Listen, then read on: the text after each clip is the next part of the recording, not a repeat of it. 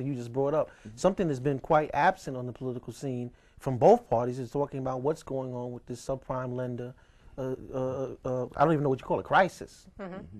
You know, when you look at this and you look at the numbers and stuff, they're talking about next year there's going to be a million people that's going to be foreclosed on, and in 2009 another million people. Can we survive something like that? And why hasn't anybody talked about it? It's a problem that has been discussed locally.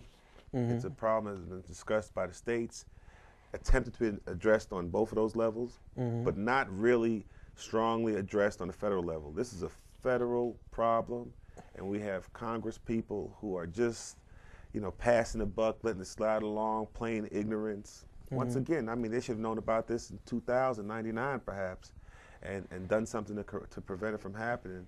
But none of the federal legislators are really committed to correcting the problem and providing the resources to people who are about to lose their home. Yeah, and I mean, they had to know about it. I mean, the writing was on the wall. You didn't even have to be an economist to recognize that, you know, people are giving out loans where, you know, stated income. I mean, you can just go and say what your income is. You don't need to prove it, you know, or 0% down. I mean, if anyone's ever done the calculations for a mortgage, and you look at, I mean, if you go to some of the banks, they'll say, we'll pay your closing costs, but you pay a higher percentage. But if you ever sit down and calculate that and figure out how much more money they're getting out of you just because they're forking out a few $1,000s up front, you would really understand that this is not in your interest. And the mere fact that this practice was even allowed to start is ridiculous. I mean, the solutions, again, I think we talked about this on a previous show, is that, you know, some of these predatory lenders, their contracts should be voided.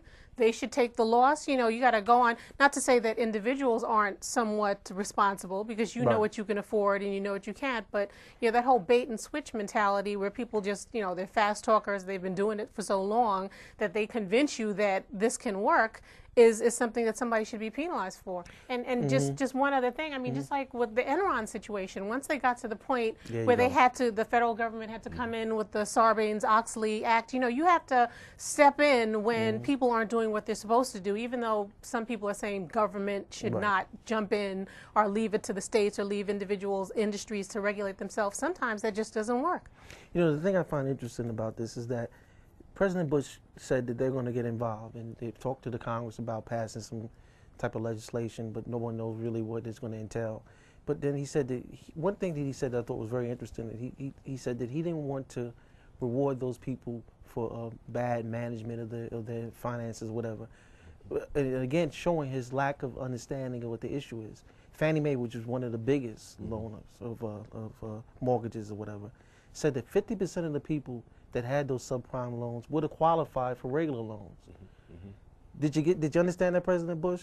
50% of the people who had good credit that should have never been given a subprime loan probably would have never had any default issues or whatever, because we know the rates jumped astronomically to something that no one can afford, should have never been in those loans in the first place. That means that there's unscrupulous things going on, as you stated.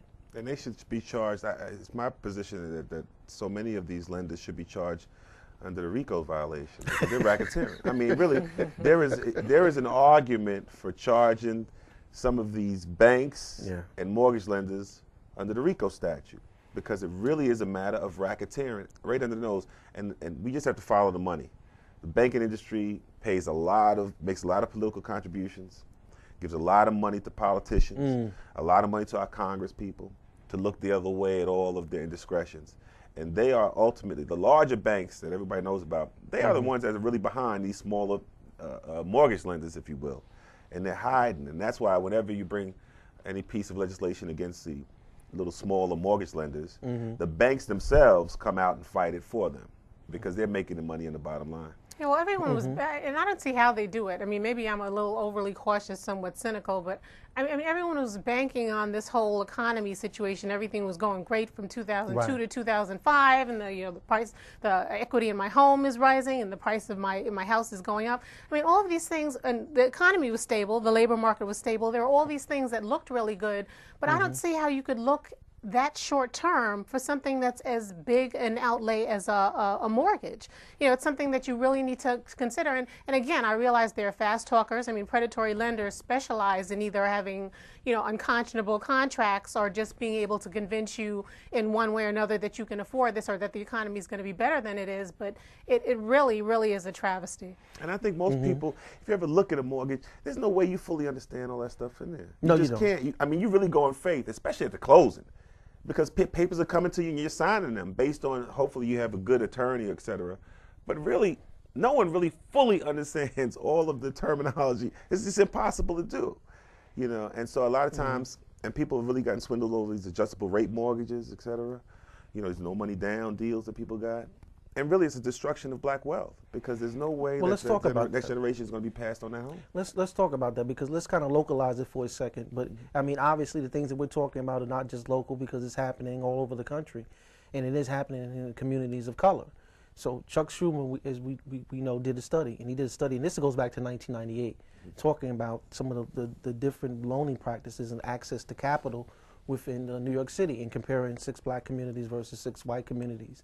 And it's very, very interesting. Now, Lorie, did you get a chance to look at any of the information in there? I saw a little bit of information. I didn't get the full details. Can I just make one Yeah, point? go ahead. You know, it's funny because it reminds me of a previous show that you did on the black farmers. Right. And they were talking about losing their land and losing their livelihood and not being able, the gentleman, I forgot his name that was on, talked about the fact that that was always a pride for people of color to pass down. Right. You know, if you had nothing else, you know, even if you didn't have a booming business, you were able to pass down your land and your property. Right. And it's the same thing that Marq talked about on a previous show as well. I mean, Black wealth. Yeah, within the city, if you had nothing else, you could, you know, you had the home to pass down to your family. And now we're getting to that position where people aren't even having that, and it's a shame.